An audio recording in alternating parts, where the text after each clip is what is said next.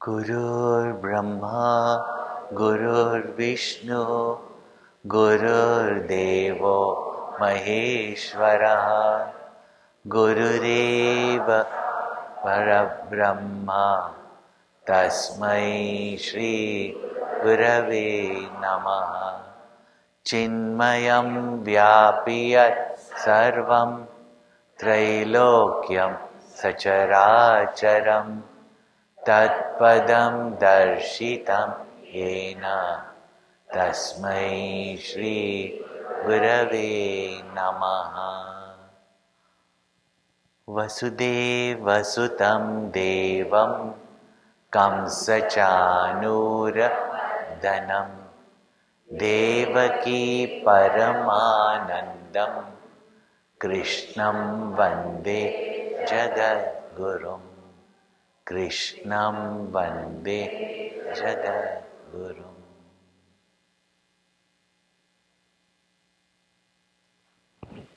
Meditation is a word that fascinates everybody.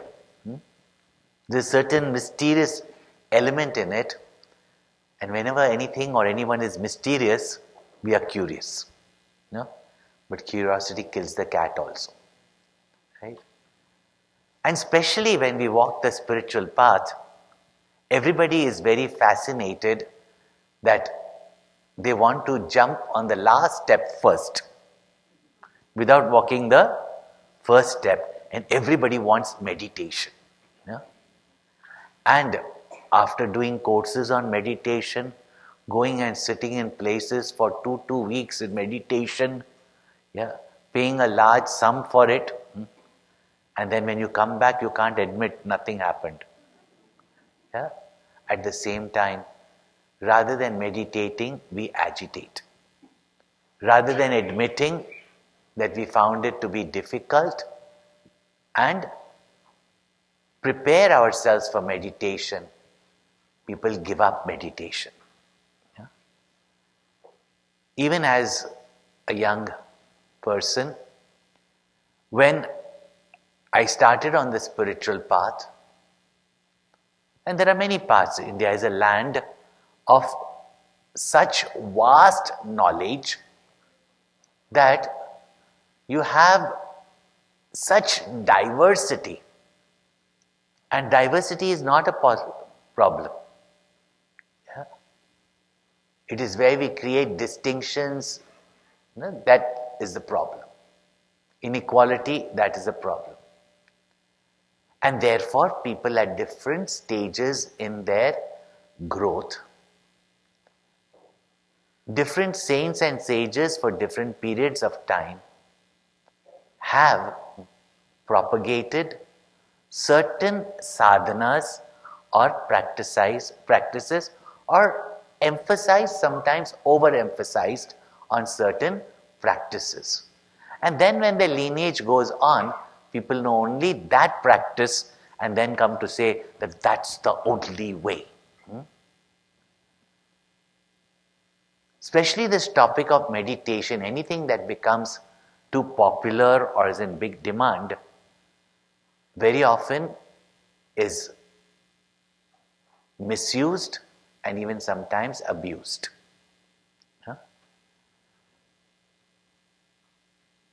Upanishads, Vedanta are the original source of this knowledge of the truth, the spiritual knowledge, as we say, not the fad that is spirituality.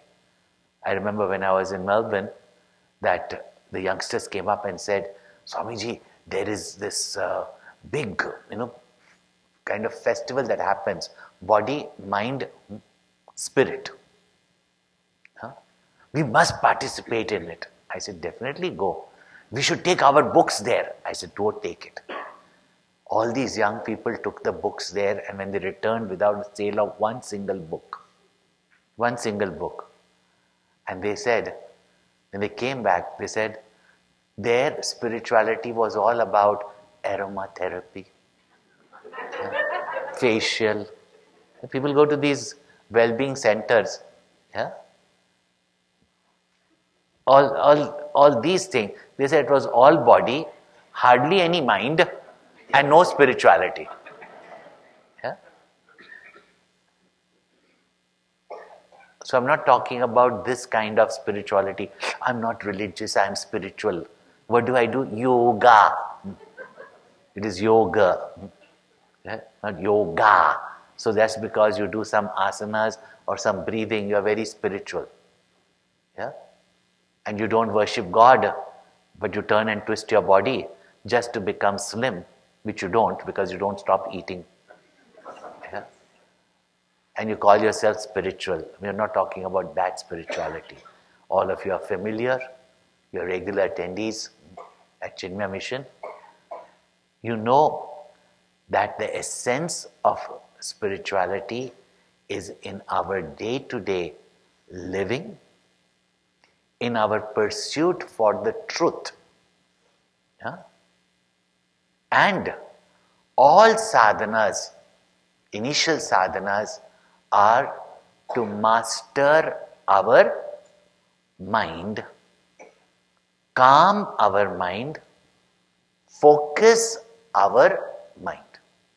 Now we have chosen the subject matter, and as we unfold the beauty of peace, of love, of meditation, but what is required for meditation, first and foremost?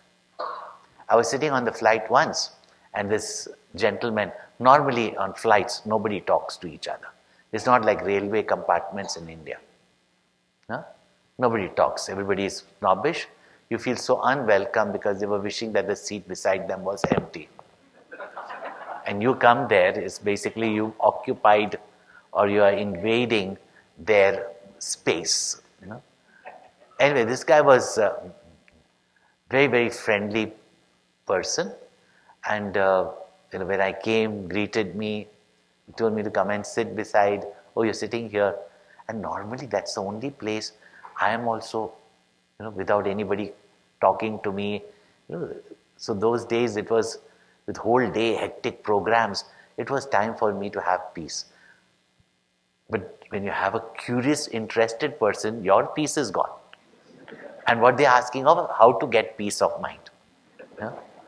So anyway, we were having a conversation, and he asked me, what do you do? What do you do? Now, basically means what is your profession? Now, two people can never tell the profession, yet they are 24/7 busy. One is the housewife, and the other is a monk. Yeah? We can't tell, a sannyasi cannot tell what is my profession. So I just said, the easiest way to say, I'm a teacher, So he said, teacher of what? Now I said, if I say Vedanta, what is this Vedanta? And then, you say self-knowledge, what, all that. Simple, I knew everything is popular. So I said, of meditation. So he said, oh. He said, meditation is very good, isn't it? No? Meditation is very good. Can you teach me what meditation is? On the flight, huh? Actually, it's the best place to meditate, at least I find that. Yeah. So, he said, can you teach me meditation? So I said, why do you want meditation? I asked the question, why? And he said, oh, I hear it gives peace of mind. And I laughed. I said, people want to meditate to have peace of mind, but you cannot meditate till you have peace of mind. Now, of course, he didn't understand. He said, oh. So then he said, but in nowadays world, we are so stressed out. Do you have any workshop on stress? I was at that time flying to London and I was going to have the third chapter of the Bhagavad Gita, which I call it as Success Without Stress. There's a title I give for that, no? So I said, you are going to London, I'm going to London, and we land, night only I'm going to start. You know? And the topic is on success without stress. So that's very interesting. However, I've got so much on my head that I can't attend. So you're talking about stress, but they can't attend, no? So people want to remain in stress. They don't want solutions for stress. So he said, can you tell me in short, how to remove this stress? Now he wants in short, and he adds to my stress. This rapid fire. Yeah. So he adds to my stress, Anyway, here's someone who is interested and can see the poor guy is desperately stressed out. So I did speak to him some simple tips. And he was so grateful. He said, you know what? Your marketing is very bad. I said, what do you mean? When I asked you, what do you do? And you said that you're a teacher of meditation. You see, meditation is a very profound thing. You should make a card and call yourself stress manager. I said, I might take your advice. Yeah? So, people want meditation for peace. But you can't meditate till you are at peace.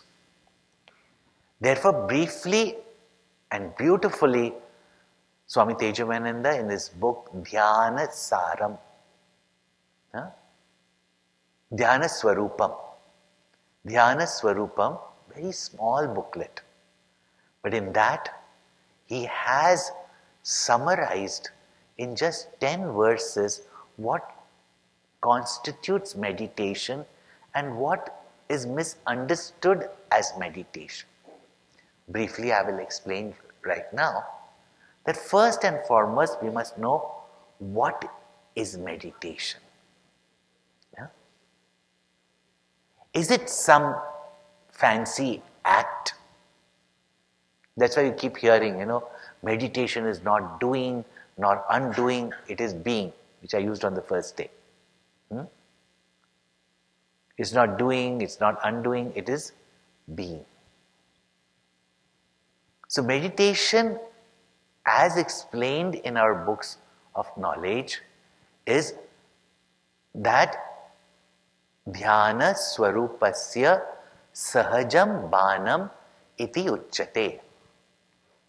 That your constant awareness of your swarupa, means your essence, your essential nature, that constant awareness is called as dhyana. Now, to get to that state, there's something called also as practice of meditation, which means preparation for that. That you're giving instructions, sit straight, keep your back spine erect, then do this. Meditation is also not a japa. It's neither a physical activity nor it is a mental activity. But if you tell someone not to do anything, like I told you the example of the person in the temple, then you'll say, Acha, how do I not do anything? How do I not do anything? See the irony of it, and therefore meditation becomes difficult for us even to understand and to practice. Is it merely sitting down and doing nothing?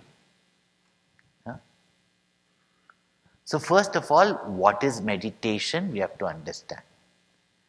Then, second is, who is the adhikari who is fit for meditation? As I mentioned, meditation is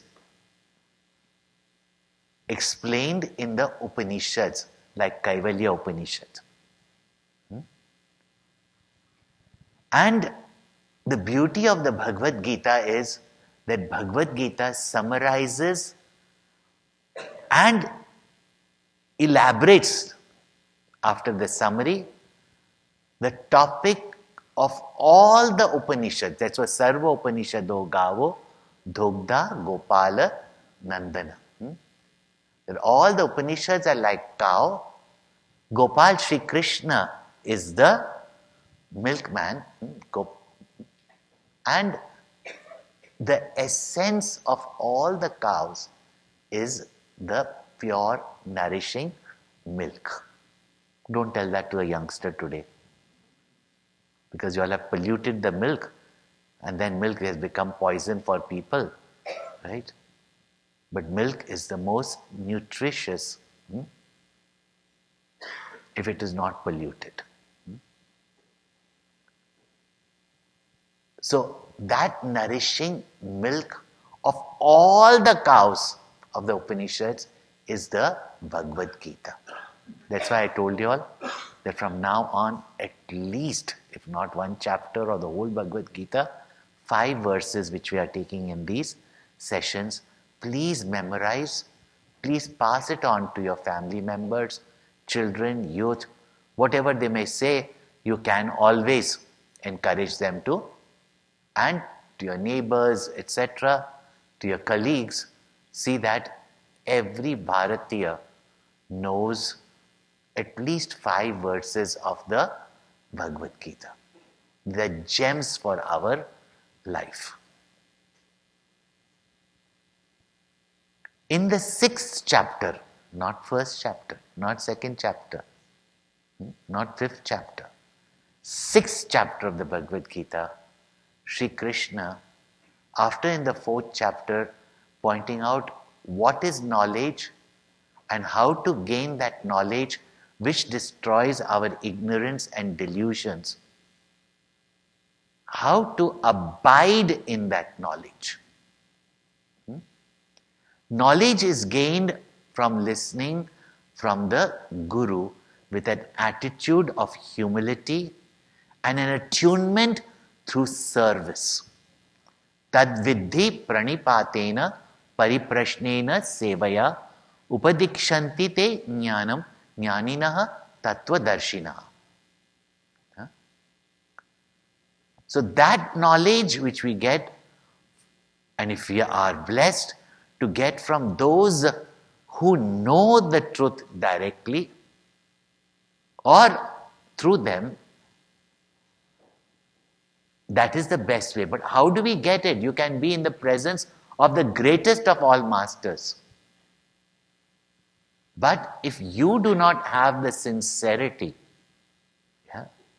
and the attitude, I know it all. No?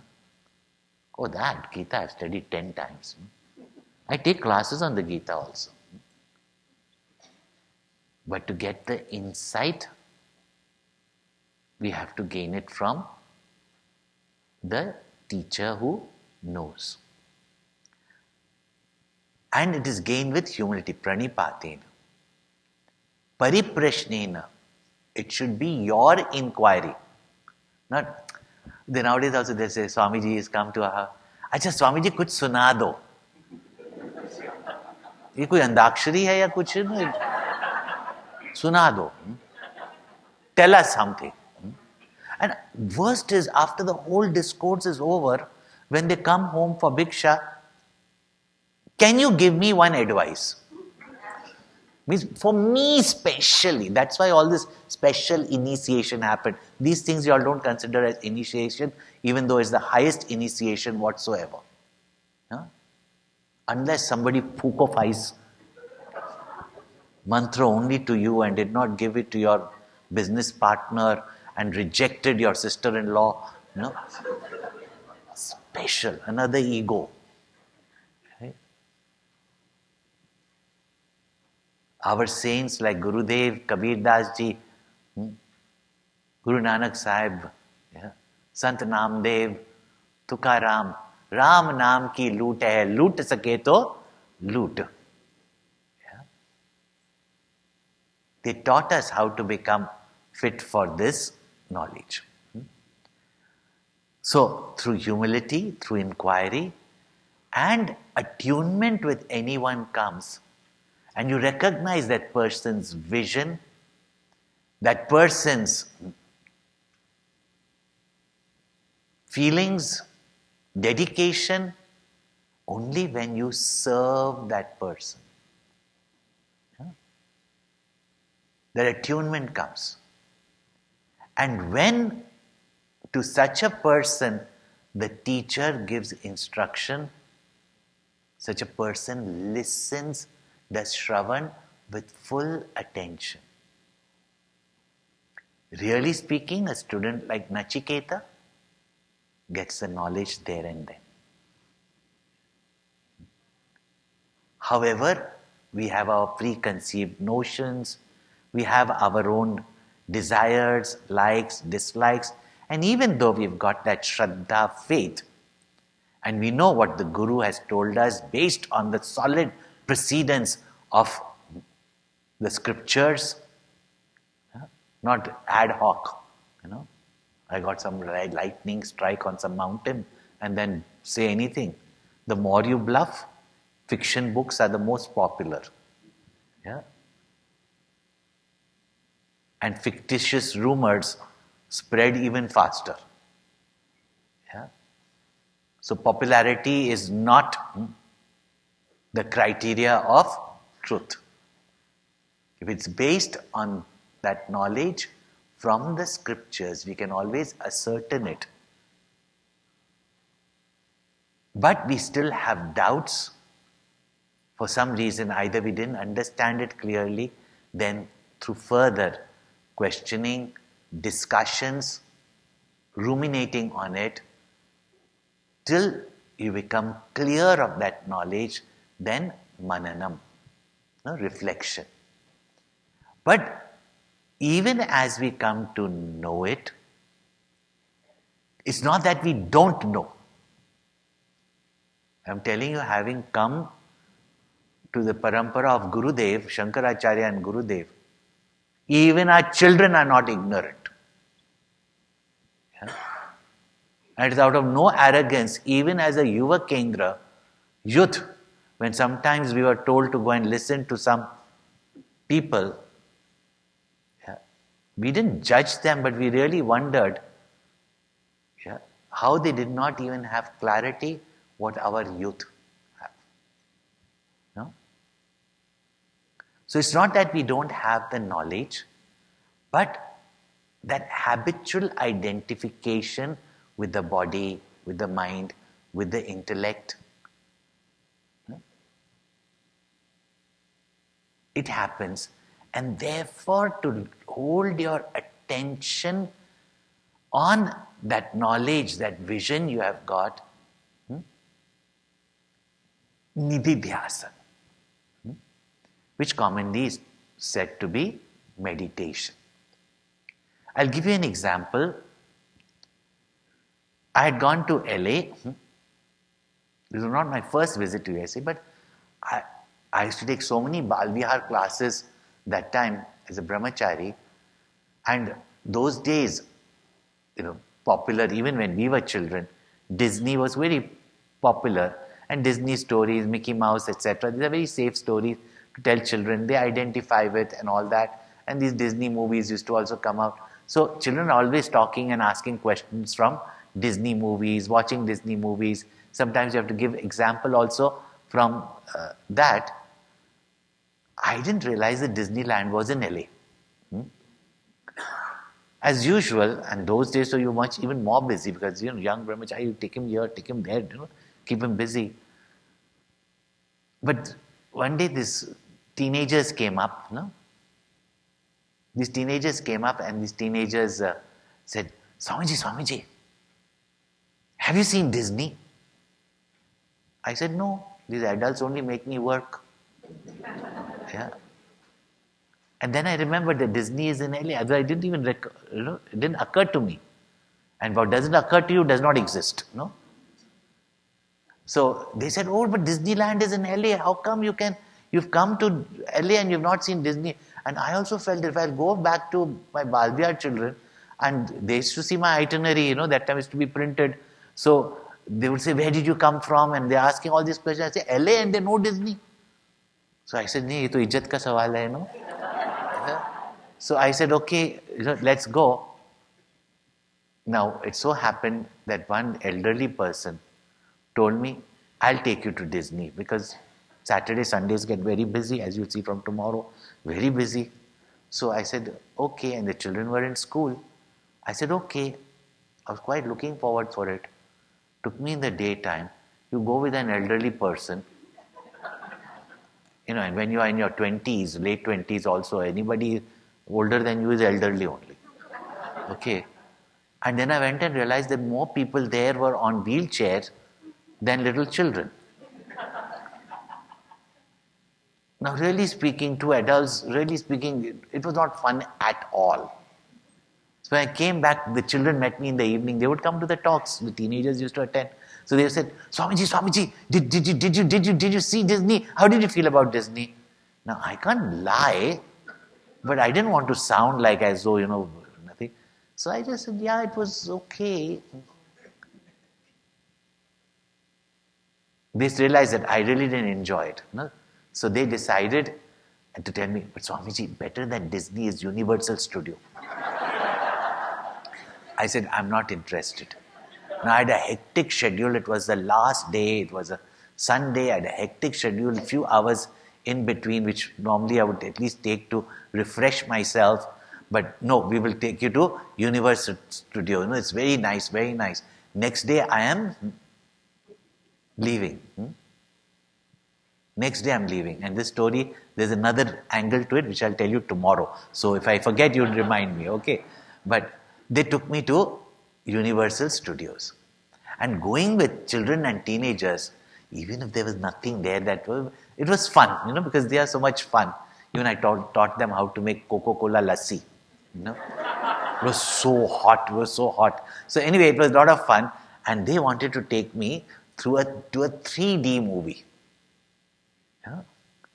And they didn't tell me it was a 3D movie, but of course you saw that 3D. And it happened to be very interesting. Michael Jackson's, 3D movie.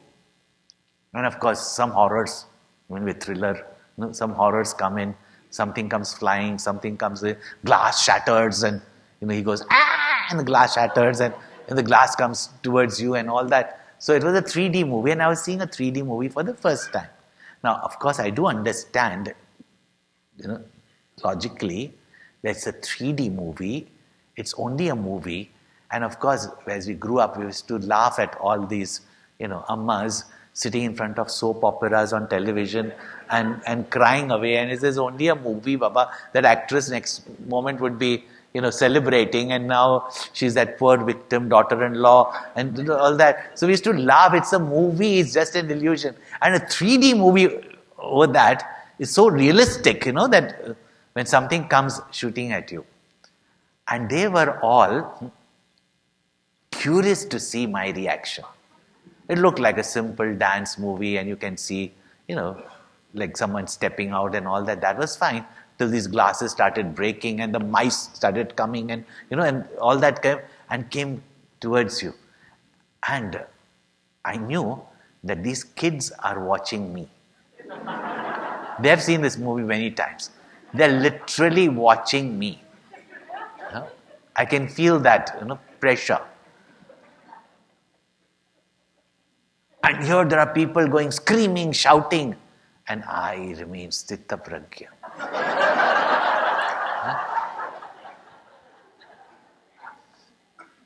I'm telling this to understand what is meditation. I know that is an illusion. Right? Yet suddenly when something comes in front of you, not because you are ignorant, that habit of responding in a particular situation, if at that moment you're not attentive,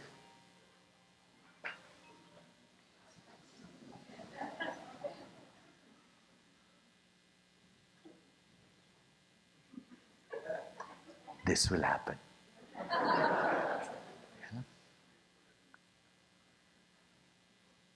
You're not attentive, you will react. I know I'm addressing all of you, they're not just haphazard drop-ins, yeah? Who have been on the spiritual path, who've been attending some of the classes at Chinmaya Mission, right? It's not that knowledge is not there, clarity of knowledge is needed for it to become a conviction. But again and again, suppose a situation happens. Family member, something happens. Yeah? Children, sometimes something happens. It's a natural instinct of the mind, because of its past vasanas, past impressions, past channel of thinking, that it immediately identifies and it gets reactive and it gets agitated. There are others who know, but they have not prepared themselves. And therefore not firm in their knowledge.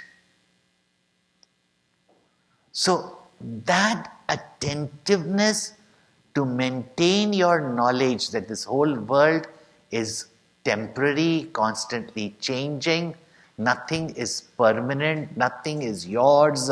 Yeah. Finally, we have to leave everything behind. This body is also one day going to perish.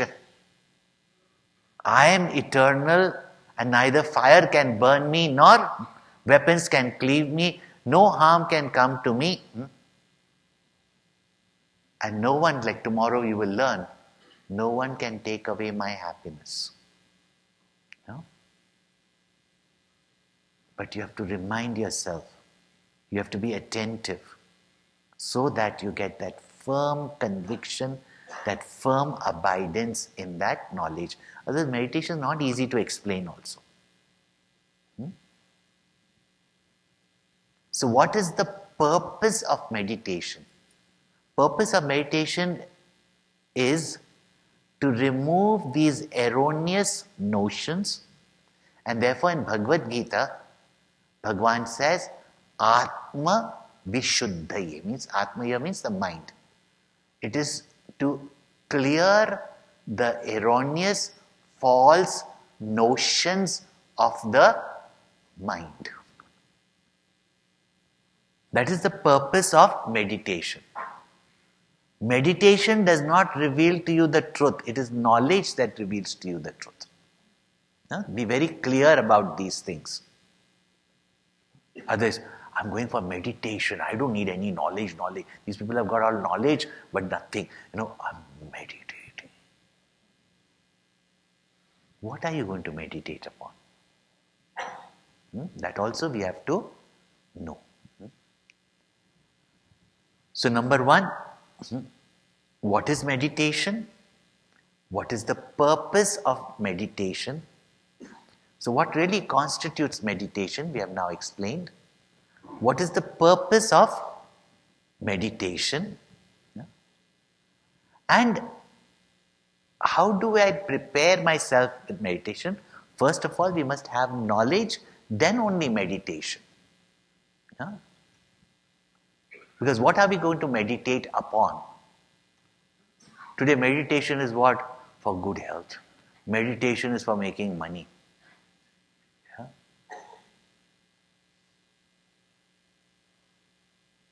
Yes, with a concentrated mind, whatever you focus on will be easily attained. But what are we to meditate upon? Again, something finite, limited.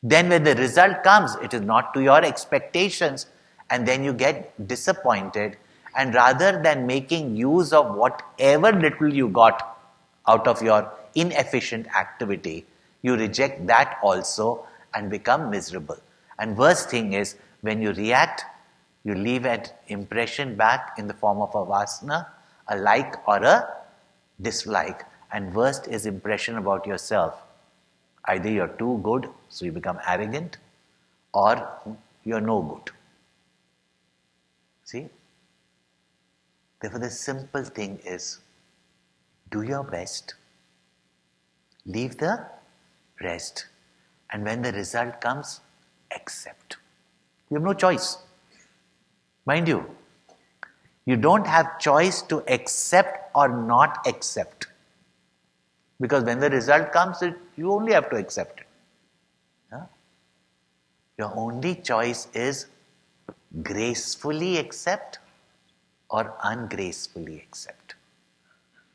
Therefore, very beautiful, in the very beginning of Guru Granth Sahib, Guru Nanak Sahib says that the way to the truth is hukum, razai, chalna, nanak likhya naal.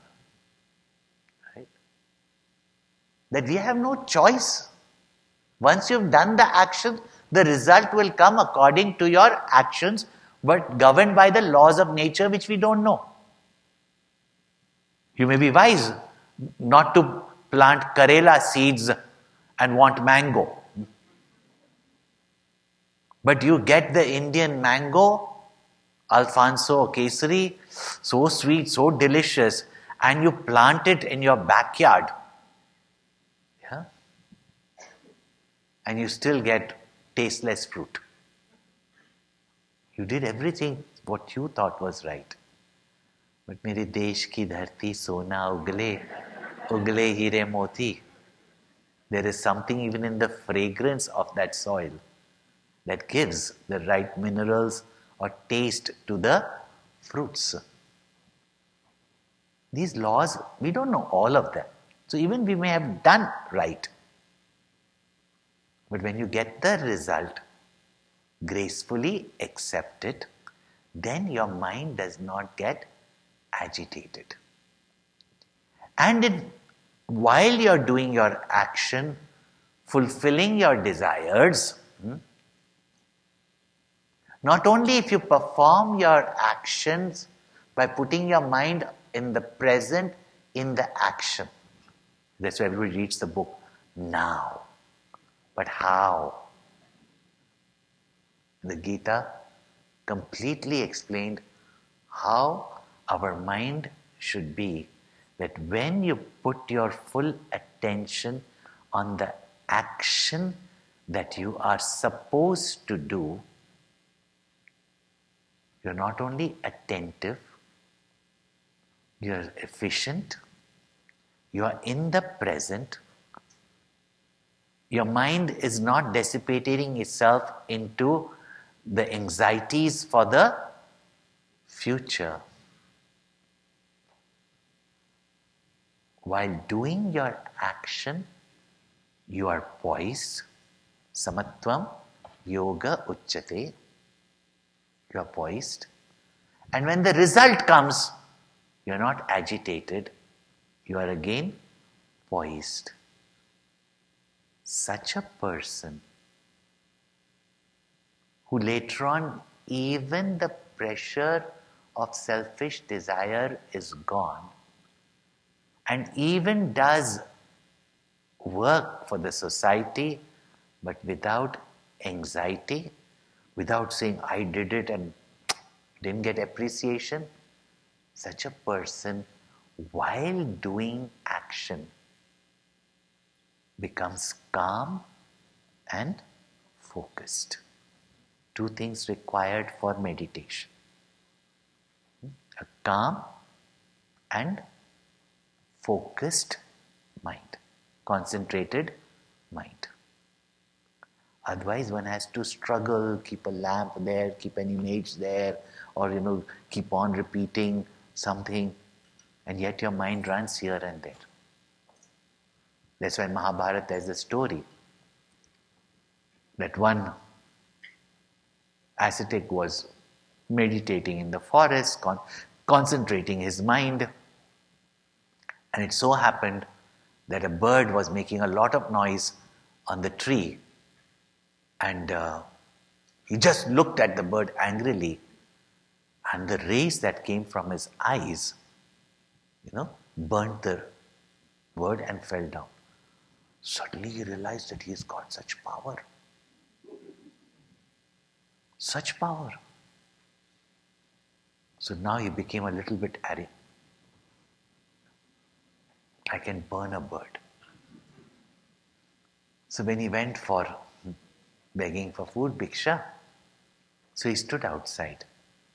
This lady of the house, and therefore sannyasis are also supposed to just stand there and 3 times call out, And if they give, fine. If they don't give, fine. Because it depends on, you're never to be a burden. They give, fine. They don't give, fine.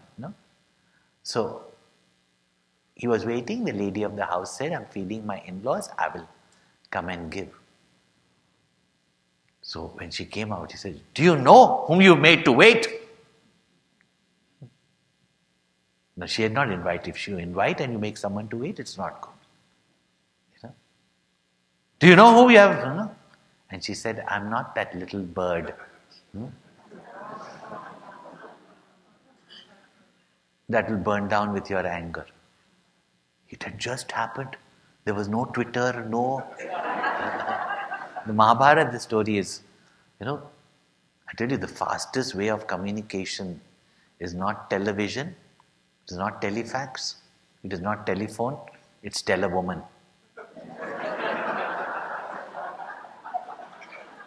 Again, it's a compliment. But here, other than that bird, nobody knows. How did this housewife know what happened in the forest? He was suddenly humbled and he said, you are just an ordinary housewife. How did you have this mind power to know? She said, I learnt it. It's just the blessings of my guru. So she said, who is your guru? I want to go and learn. Because she's a housewife. She's busy with housework. So she said, go learn from my guru. Anyway, he went to that place and he was led to a house of a butcher. He waited all day while this man was doing his work. Yeah? He's born in the family of butchers. His work is butcher. But he did it. This man was waiting there. He just said, wait. And at the end, came out, went to his house, had his bath, gave this person also some vegetarian food. And he said, where is that person, that guru of that, the guru I'm come to search? He said, the guru of that woman who told you that, she's not a bird. Now again, this has all happened immediately. He said, a butcher knows what happened? Yeah. Therefore, this Bhagavan Krishna says, Ma paleshu kadachana ma karma falaheturbu. Really speaking, doing your action well, whatever is your responsibility, duties, not only just family but social, etc., professional, whatever you've taken up, doing well, not just for the finite result will come. Yeah? Ma karma falaheturbu. Don't do it only for some limited gain. Then why should I do any action? It says, Mate sangostva karmani. Don't you, if I don't want anything, but still don't remain without action. Nowadays, very convenient, no? People will say that, all this seva and all this work, now that I've retired, I don't want to do all this. Why? Because now I want to do spiritual sadhana. What? I will meditate. They're sitting and watching television and making their wife's life miserable at home by complaining. No? Don't bluff yourself. While you're not meditating, work. And you don't have to work only for yourself. There's a lot that you can contribute to the world. No? There's a lot that you can achieve with your potential. That's why yesterday you heard about. Make it happen. No? It's not only meant for youngsters who want to achieve great things in their life by changing their mindset there and then and seeing that how success can happen here and now. But even for people who have attained success, material success, but what else are we going to do with our life? If you're not meditating, work. If you want half an hour of good meditation, then 23 and a half hours, Gurudev would say, should be geared towards preparation for meditation. And how? By working like this. Work does not agitate you. It is our attachment to the results. And what is attachment? I plus my want. And that is the cause of our agitation. Never work. That is the cause of our stress. Not work. In fact, work makes you attentive. Work, in fact, makes you dynamic. And if you can work in the spirit of karma yoga, the mind becomes calm and the mind becomes what you call as an attentive mind. And this is so beautifully summarized by Sri Krishna in the first verse of the 6th chapter of meditation. He says, Anashrita karma phalam karyam karma karoti yaha sasanyasi cha yogi cha na niragnir na cha akriya. Each verse is a gem. What people go wandering here and there. And today, from my heart, I share with all of you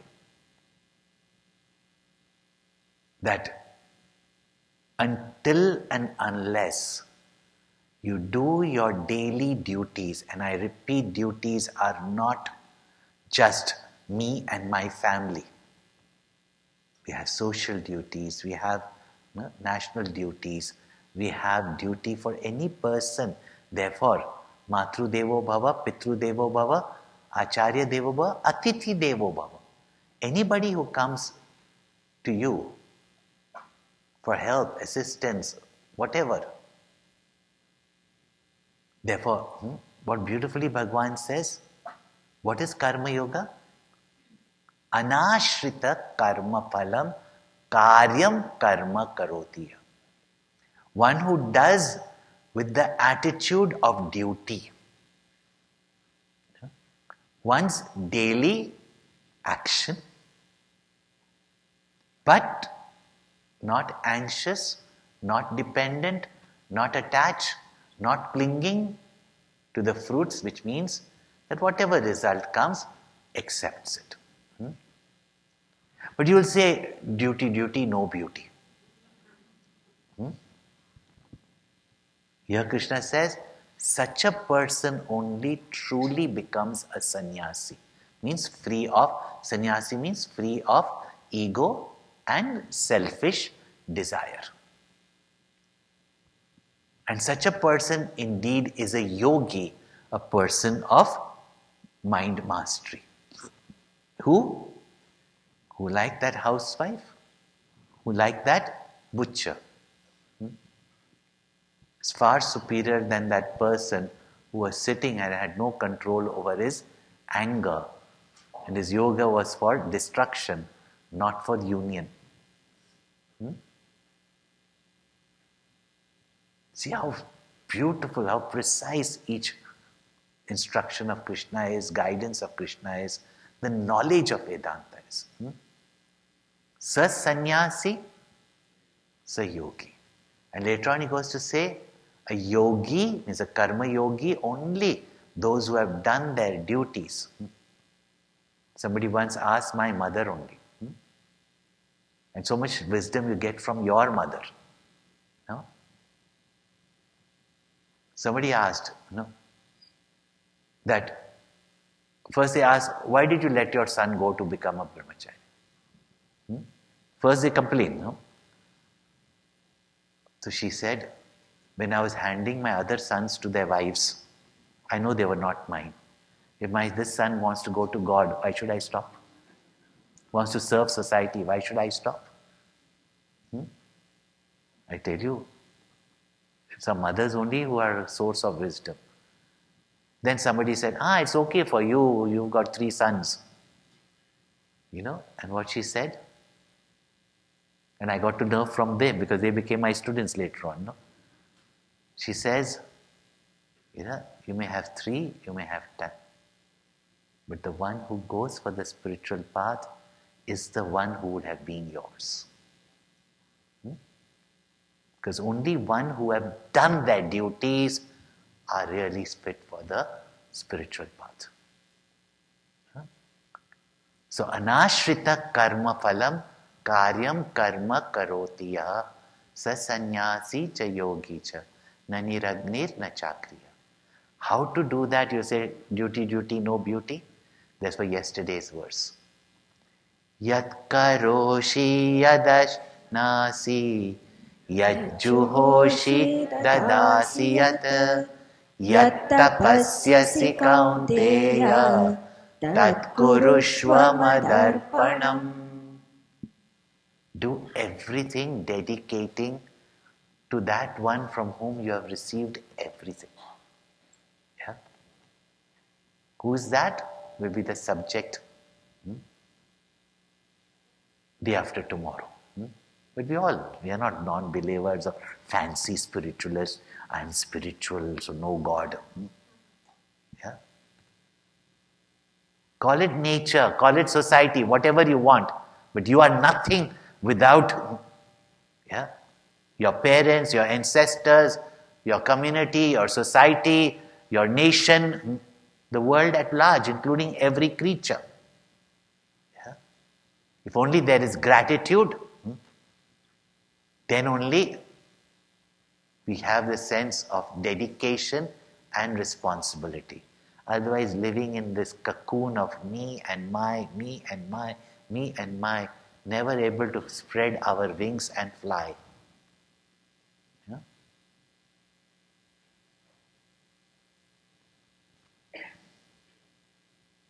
Therefore, Bhagavan said, Yat karoshi. Whatever is your actions that you do, Yad ashnasi, whatever you eat, whatever you experience. Yeah? Yad juhoshi, whatever you give as offerings, etc. Means whatever worship you do.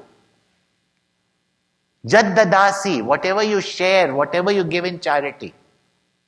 Yad tapasyasi, whichever self-development course you go to. Whatever austerities you do. Every day you do austerities. Go in the traffic to get a little income. Wait in long lines to get that cookie which you are told is the best. Yeah? This is tapas only. Are doing makeup just for people to say, oh, you look so beautiful. Do you know what tapas it is? Gosh, I don't know how you all can just, Tapas only. And if you are doing all this, do it for the infinite. Don't just do it for people's appreciation. Even if you want to dance the best, dance for him. No? Do it for my sake. to attain me, to please me. The moment you have that in your mind, you cannot do anything wrong. You will not consume anything that is harmful. You would not do elaborate worship when you could get the infinite and all that you asked for is something finite, which even your neighbor could give you. Don't waste your effort. Therefore, ma phaleshu kadachana. Do your effort to purify your mind, make your mind single-pointed, and to reach the infinite. Such a person is a sannyasi, such a person is a yogi, such a person is a meditator. Otherwise, with so many desires in mind, what are they meditating upon? Problems only.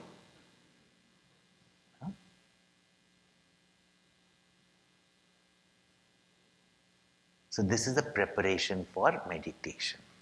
Now, what is the practice of meditation? So I've explained what is meditation elaborately with examples. Who is the meditator and what is the purpose of meditation?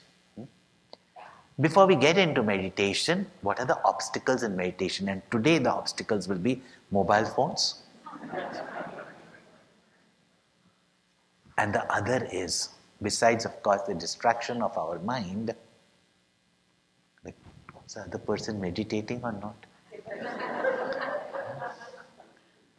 Besides that is sleep. Therefore Shri Krishna warns before only that one who eats too much, one who sleeps too much, or eats too less and sleeps too less. One who exerts means stressfully acts, or one who does no action whatsoever. For them, nothing Krishna says is impossible, just says that it is difficult. Meditation is difficult. So, to remove that obstacle, as I said, 24 and a half hours must be geared towards that. Now, what is the technique of meditation? Now, when the moment somebody, some auntie, uncle, or neighbor sees that any young person has got spiritual, everybody says, my guru is the only guru. This is the only path. And meditation is the only way. And meditation only with the mantra of Naam that my guru has given, because only my guru is a Satguru. Why are you calling somebody else Sadguru? Is it your guru, not Sadguru? See, each one calls his guru as Sadguru. But titles anybody can take. Yeah? That guru that leads me to the infinite truth is Sadguru.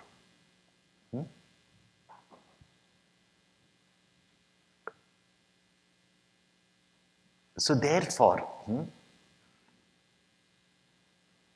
they sometimes create so much confusion. Then naturally, if you have to go to any of those gurus, you have to take initiation, and afterwards you are not allowed to go anywhere. It's blasphemy. This was never our Hindu culture.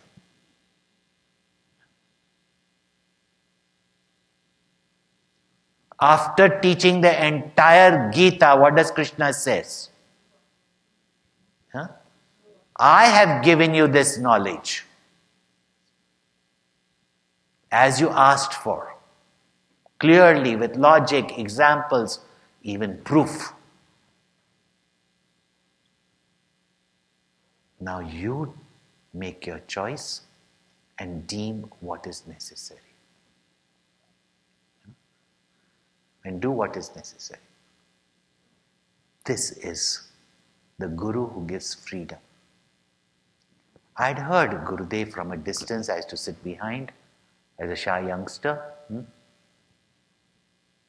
But when the advantage of being part of Yuva Kendra, that you were called to have close satsang with Gurudev in Bhikshas and all that. And this was the first time I was meeting Gurudev, face to face. It was a home satsang. I was sitting right in front of him. I had just joined the Chinmaya Yuva Kendra. Before that I didn't know. I'd moved to the city also recently, but 1 year I had heard Gurudev. Second year I heard Gurudev. Then I joined the Yuva Kendra. And being part of such a great, loving family of the mission, you were called to come and meet Gurudev. And here is a master, no private interviews, no appointments necessary, ever ready to meet everybody, youngsters, still new for us because many of those masters, you hear about them, but you never get to meet them. Even those who take initiations from them never get to meet them. Therefore, they have to only be Darshan Swamis because so many people come to see them. Here I am sitting right in front of him. And he had asked, he used to say, I am no Darshan Swami. When you get an opportunity to be with a Mahatma, make best of that time. If you have the opportunity, then get to know more. He used to always say in general, and our group Sevak uncle used to tell us that this is how our Gurudev is. So, anyway, we were sitting there, and once question series started, I was already from my college days, listening to all this and all that, and studying books and neighbors telling us different things, hearing about different, gurus and paths. So I asked Gurudev this question. Are there many types of meditation? My first question was also on meditation only. 19-year-old. Are there many meditations or there is one type of meditation? Because brought up with linear thinking in all education, there is one path, there is one God, there is one way. So you don't want to be, everything else will be wrong then, no? And how beautifully he explained on that day. And as I explain, I'm showing you what meditation is. He in his style leaned forward, looked straight me into the eyes, and thank God our pronunciation is not like your pronunciation, half words. And that too also Kerala pronunciation. Is there one type of medication? As many diseases, that many medications. As many diseased minds, disease here doesn't mean ill, diseased minds, that many meditations. The Upanishads themselves are filled with thousands of methods by which you can purify your mind and make your mind single-pointed, which is called as upasana. Commonly called as meditation. And then he going to explain, the Zen will tell you that, see your face when you were a child and then see your face before you were born. Do it right now. Clap your hands, then clap your hands with one hand. I already demonstrated to you on the first day. Stop clapping, right? But listen.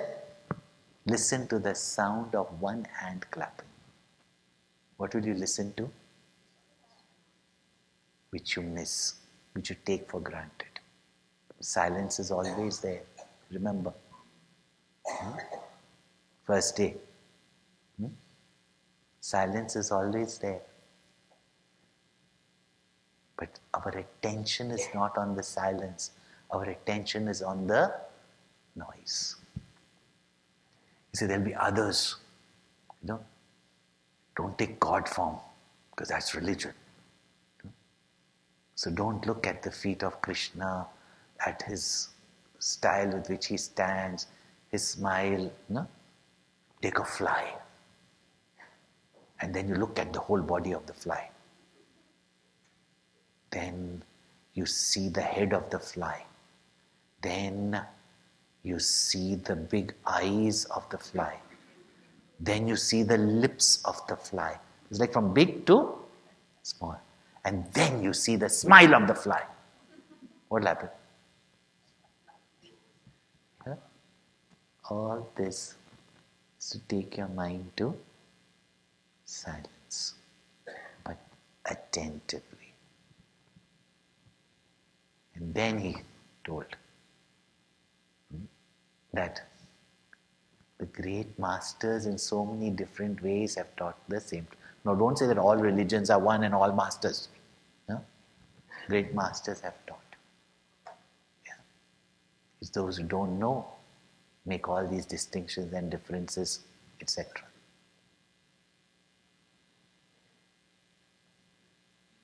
That day I knew that here is the master who accepts all great masters, not going to bind me in any way.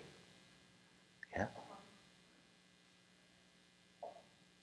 And that day, as Arjuna says, not you be my guru, I am your disciple.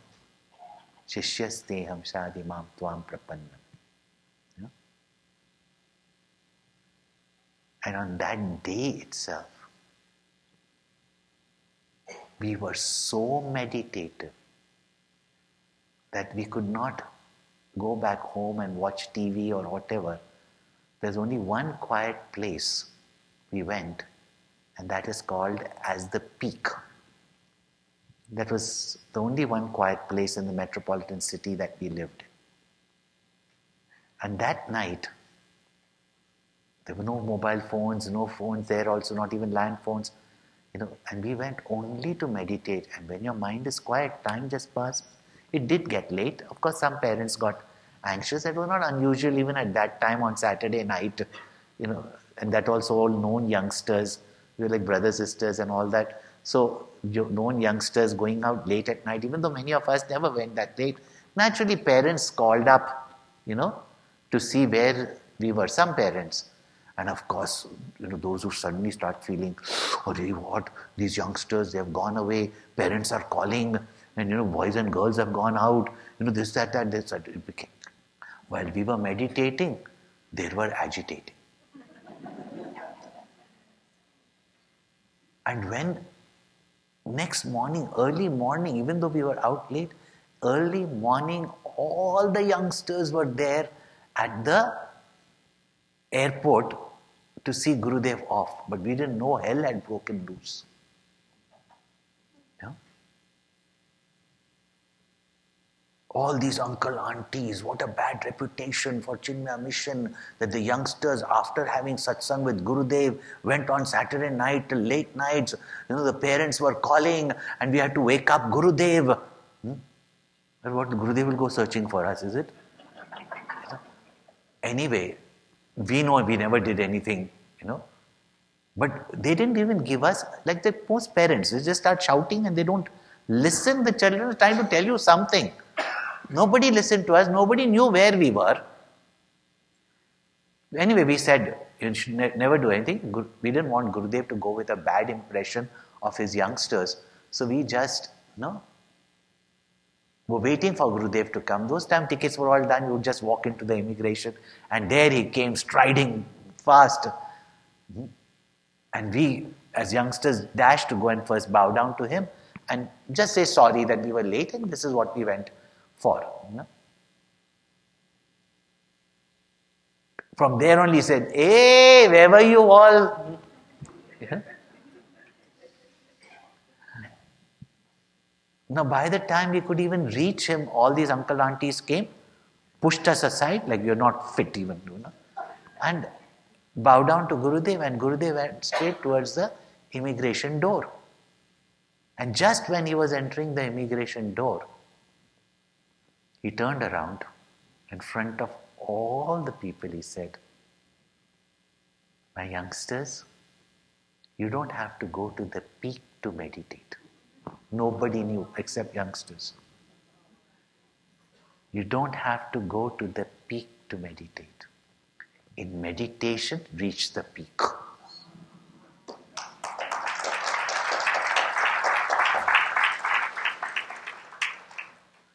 And he turned around and looked at that uncle who's taking a class. Of course, they're anxious. What will people think? Parents think, what children did something wrong.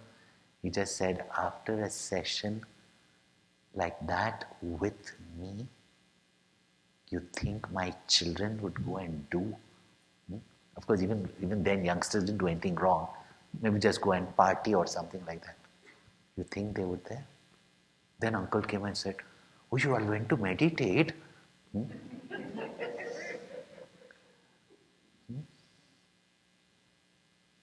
Being in his presence, just listening to this, as youngsters, we even transcended time. Yeah?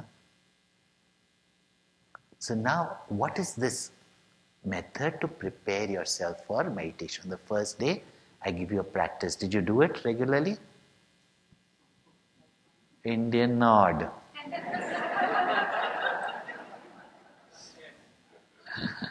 Yes or no? Yes. Okay, good. So now we'll take you through guided meditation, just few minutes. Make sure your mobile phones are off. Yeah. Don't worry, it won't be too long. So, yeah. Sit straight. Close your eyes gently. See that your back, neck and head is in a straight line, and if you're sitting on the chair, don't cross your legs.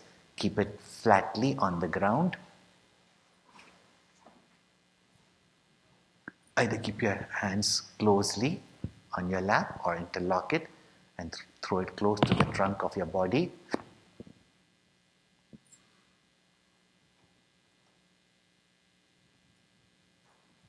This guiding you through steps. Practice this daily.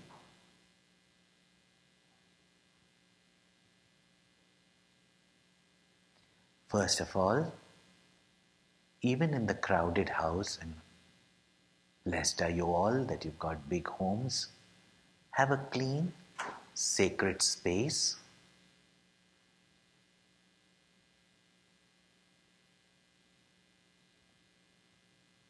Where you lay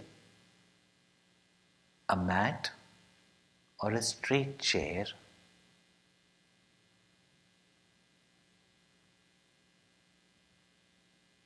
Sit in a comfortable cross-leg position or on a straight chair. But important is your back, neck, head is in a straight line.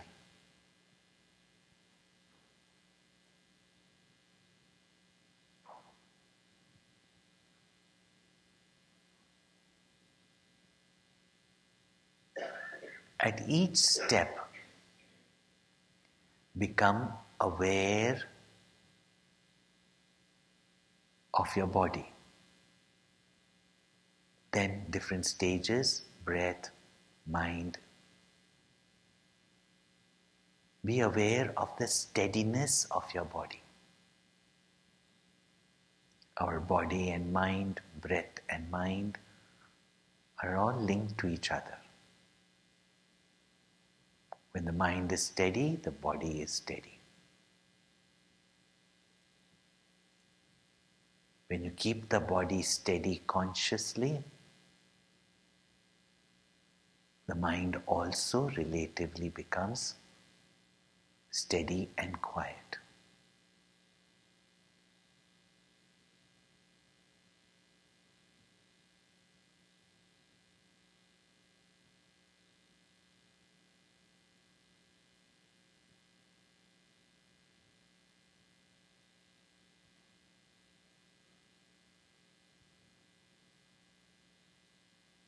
Even in these few seconds, notice that as you become aware of your steady body and you keep your body steady, your mind is already relatively quiet.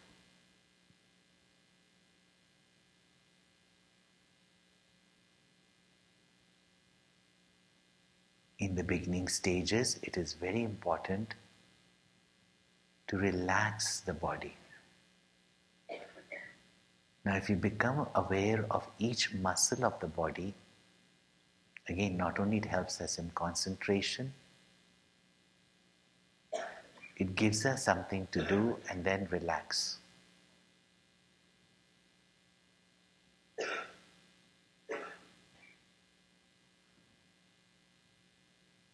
Even things like cough, etc. comes, don't worry. It is because your mind is quiet that your body throws off. Yet, it can be a disturbance to you. Therefore, we say that in the beginning itself, bow down to your Guru, take the blessings, and pray that for the next few moments, there be no disturbance from outside and even inner.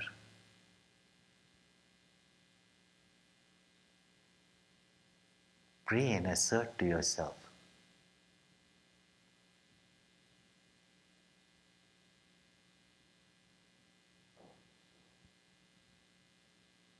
there are two methods of relaxing. First, you can use the method of tightening your muscle and then letting go of it.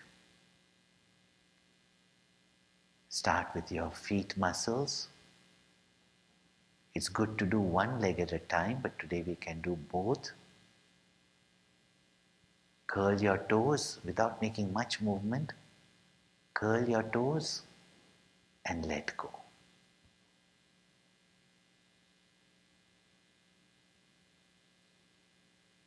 Tighten your calf muscles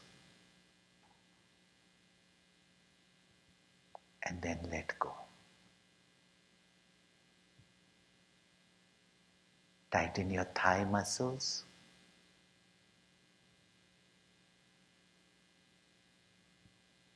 and let go and relax. Give a mental rub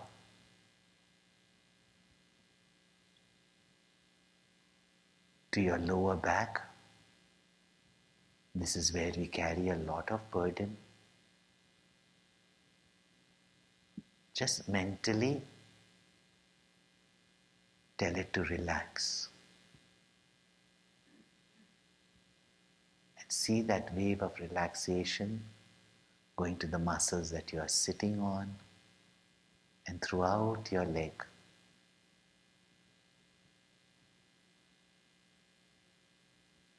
Where you can contract the muscles, contract and release.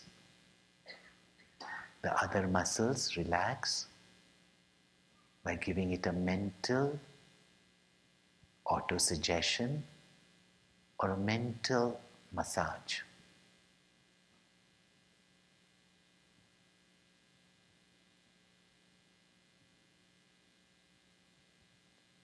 Same your upper back.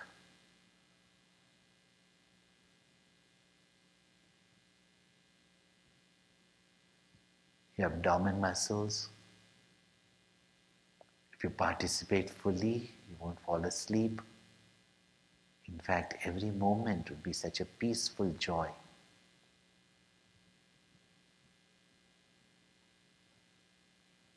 Expand your stomach muscles. Pull it in as possible, and then gently release it. See how unconsciously we hold our shoulders up as though we are resisting some burden on it. Brush off all the burden from it and let it hang like a hanger, not stoop. Let that wave of relaxation go to your biceps, your triceps. Tighten them, relax.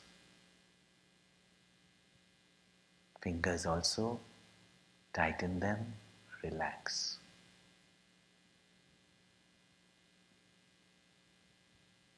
Scan from your fingers back to your shoulders, to your neck, and any place you feel is tight. Now mentally relax it.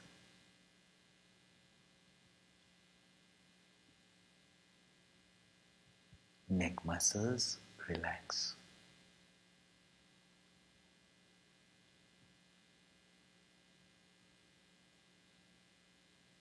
Not a physical, but a mental smile of cheerfulness. Press your eyes and then relax.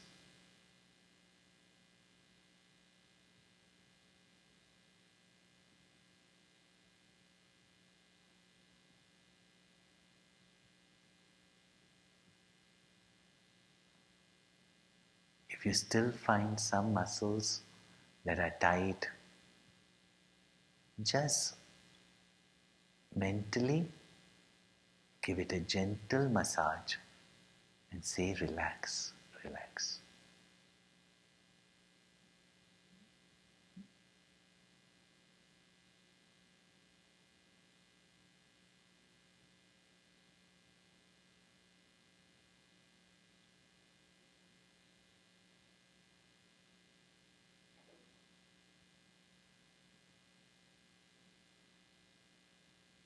Now see the atmosphere of your mind. Not that there are no thoughts, but see how relaxed, how calm the mind feels.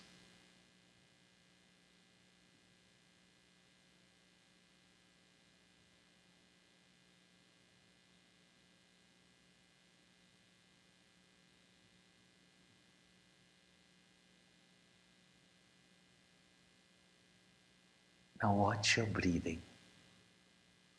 Just watch. Feel the air that goes through the nostrils.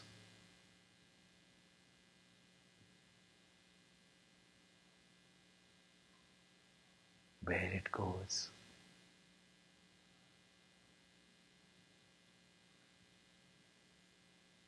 And see how it exhales.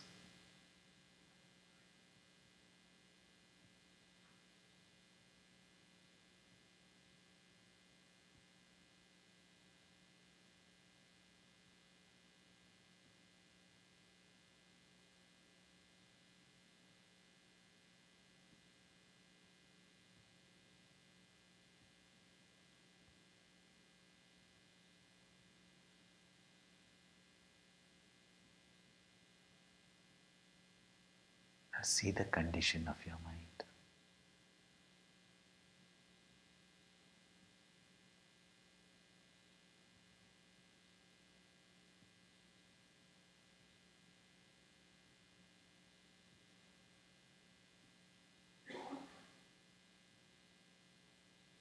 The beginning days, you'll do 1 or 2 times watching your breath and then let your mind again drift. Please bring it back.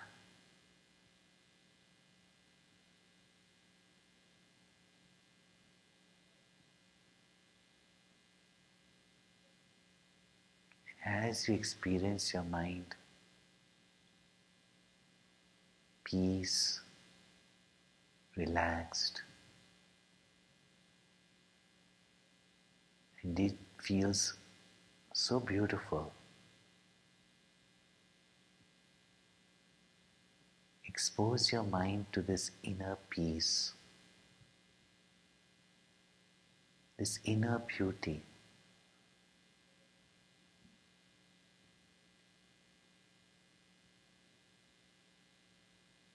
The more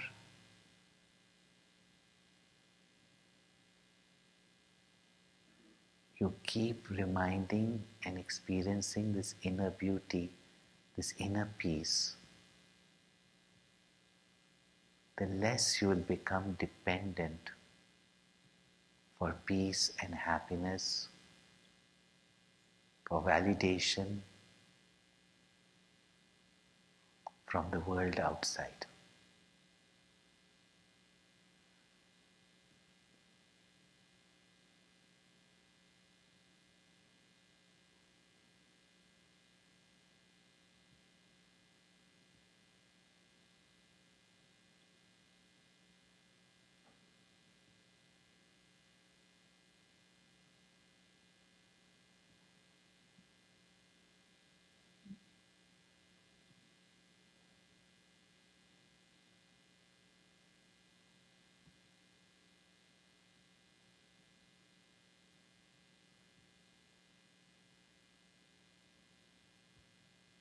See how quiet your mind has become. See how quiet the atmosphere has become.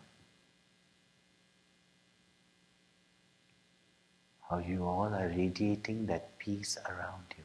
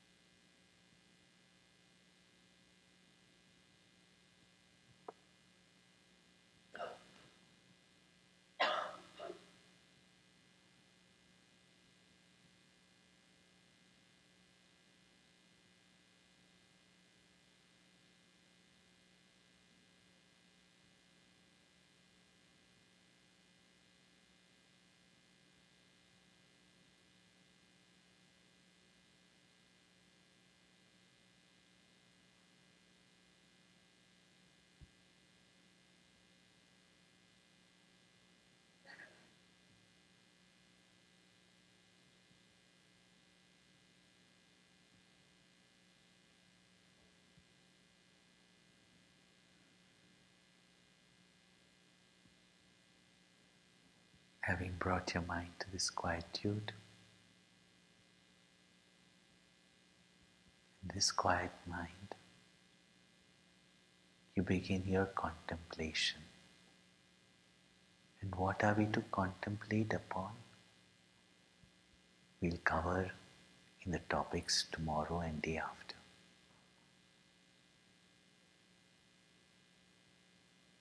Tonight, tomorrow morning,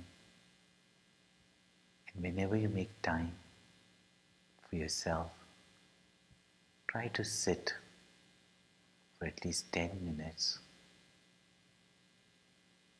practicing what you've been taught today. Even if you're a regular meditator, very often we skip these initial steps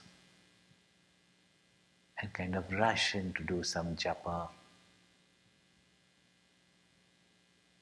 and are not at all stage bring the mind to rest in this peace.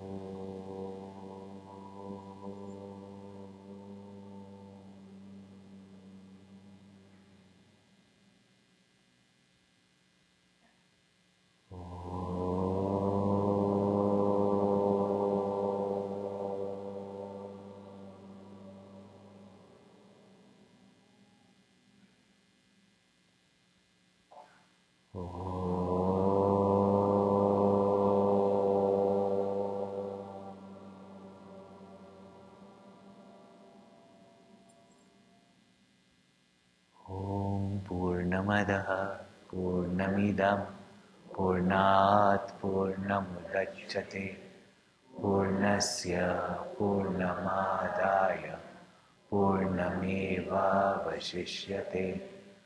Om Shanti Shanti Shanti. Hari Om Shri Gurubhyo Namaha. Hari